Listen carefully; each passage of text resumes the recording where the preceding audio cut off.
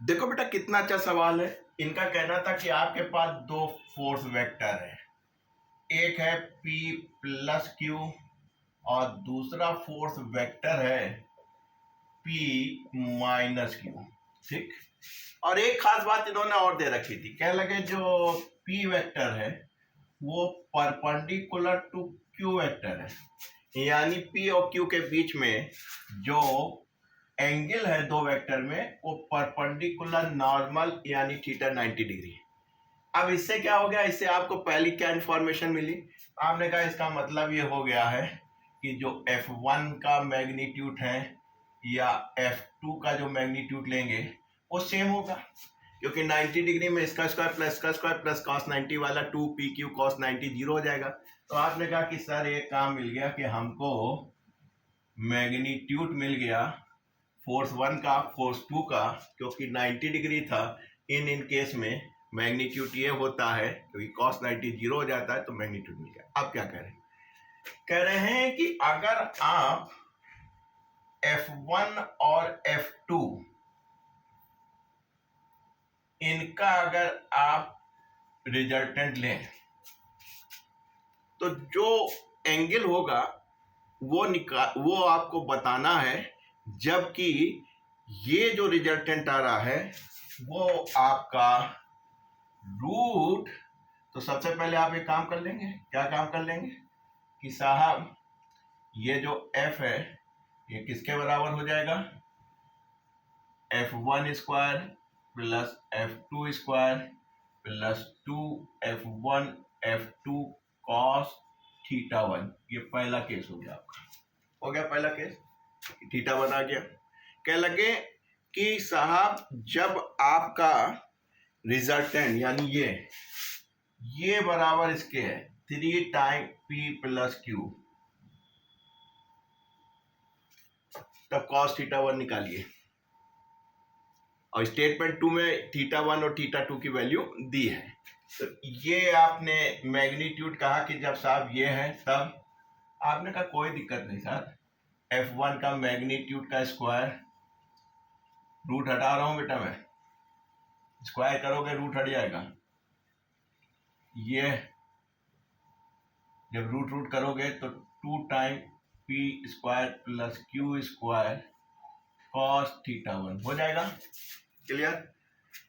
अब एक काम कीजिए, एक स्टेप और ले रहे हैं,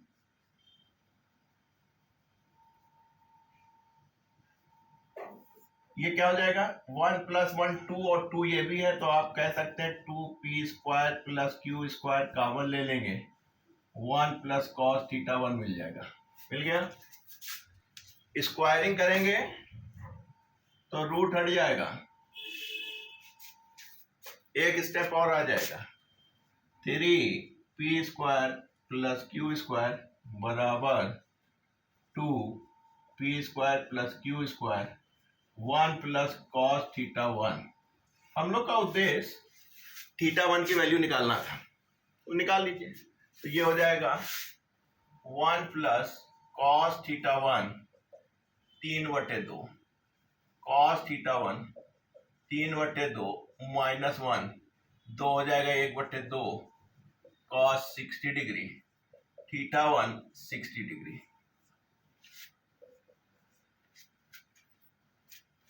अगली बार कहा है कि अगर F1 और F2 के बीच में एक एंगल लेते हैं, मान लीजिए थीटा 2 हो जाता है, तब जो रिजल्टेंट आ रहा है वो 2 time of P square plus Q square हो रहा है।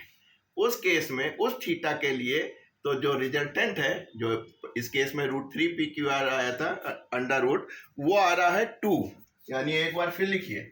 तो आपने कहा ठीक है, अब की बार हम लिख रहे हैं, किसके लिए लिख रहे हैं कि साहब 2 की जगह 3 हो जाएगा, थोड़ा छोटा करेंगे, इजिकल टू मैग्नीट्यूड तो बदलेगा नहीं, यही चीज ले रहे हैं, यहाँ पे आ जाए डायरेक्ट, इस पॉइंट पे आ जाए, केवल एंगल बदला है 1 प्लस cos थीटा 2, यानी हमें थीटा 2 निकालना है।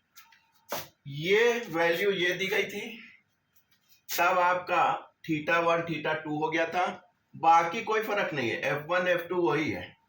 तो इसलिए हमने ये स्टेप खा गए, डायरेक्ट इस स्टेप पे आ गए।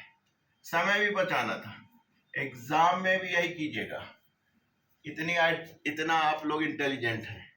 तो ये हो जाएगा 2p² + q², 2p² + q², 1 + cos θ2। ये गायब कर दीजिए, भाग करेंगे 0 नहीं 1 हो जाएगा, इसलिए cos θ2 = 1 - 1 0। और cos 0 कब होता है? जब 90 डिग्री होता है।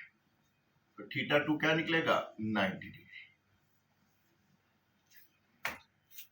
तो ऐसे सूरत हाल में उन्होंने कहा था कि साहब स्टेटमेंट कहा था कि अगर ऐसा होगा तो आप कह रहे हैं कि जो θ2 है, स्टेटमेंट 1 में कह रहे हैं कि ऐसे सूरत हाल में जब ये होगा और ये रिजल्टेंट होगा तो θ2 > θ1, यानी बात सही हो गई, स्टेटमेंट इज करेक्ट।